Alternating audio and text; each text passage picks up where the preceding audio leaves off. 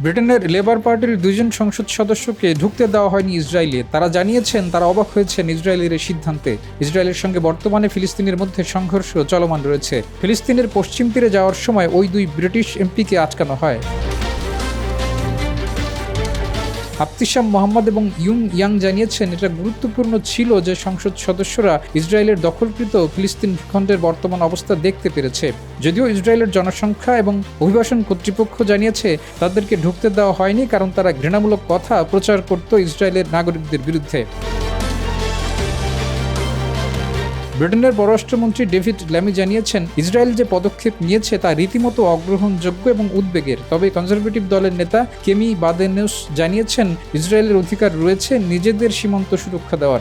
Jamuna electronics ঈদে double খুশি offer season 3, যে কোনো পণ্য কিনলেই পাচ্ছেন নিশ্চিত ঈদ উপহার।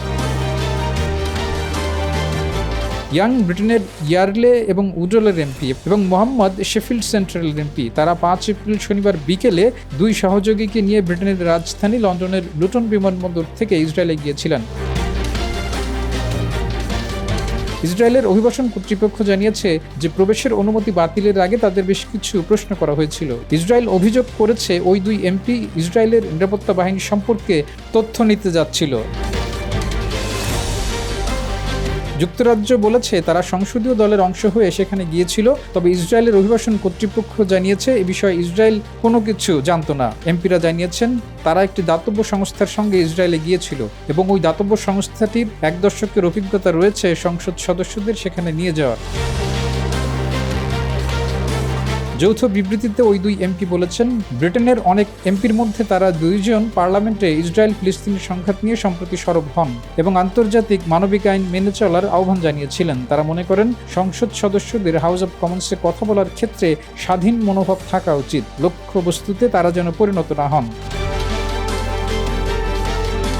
এর আগে ফেব্রুয়ারিতে আবতিসাম মোহাম্মদ ইসরায়েল ফিলিস্তিন ইস্যুতে একটি চিঠি সামনে আনেন যেখানে 61 জন এমপি এবং লর্ডের স্বাক্ষর ছিল। তিনি গাজা থেকে মানবিক সহায়তা প্রত্যাহারের জন্য ইসরায়েলের সমালোচনা করেন। অক্টোবরে তিনি হাউস অব কমন্সকে বলেন আন্তর্জাতিক আইনে এটা নিষেধ করা আছে কাউকে যুদ্ধের কৌশল হিসেবে অনাহারে রাখা, এবং তিনি গাজায় যা হচ্ছে তাকে জাতিগত নিধন হিসেবেও মানবাধিকার সংগঠনগুলোর দাবির কথা তুলে ধরেন।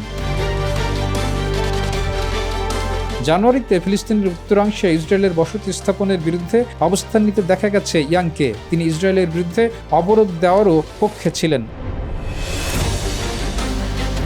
2023 সালের 7 অক্টোবর ইসরায়েলে হামলা করে ফিলিস্তিনের রাজনৈতিক সশস্ত্র সংগঠন হামাস। সে হামলায় নিহত হয় অন্তত 1200 ইসরায়েলি। তখন ইসরায়েল থেকে 252 জনকে জিম্মি করে গাজায় নিয়ে আসা হয়। এরপর ইসরায়েলের পাল্টা হামলায় 50,000-এর বেশি ফিলিস্তিনি নিহত হয়েছে। ল্যামি জানিয়েছেন বর্তমানে যুক্তরাজ্যের মনোযোগ রয়েছে যুদ্ধবিরতিতে 2 দেশকে রাজি করানো এবং জিম্মি মুক্তি ও যুদ্ধ বন্ধের মাধ্যমে সংঘাতের সমাপ্তি ঘটানো।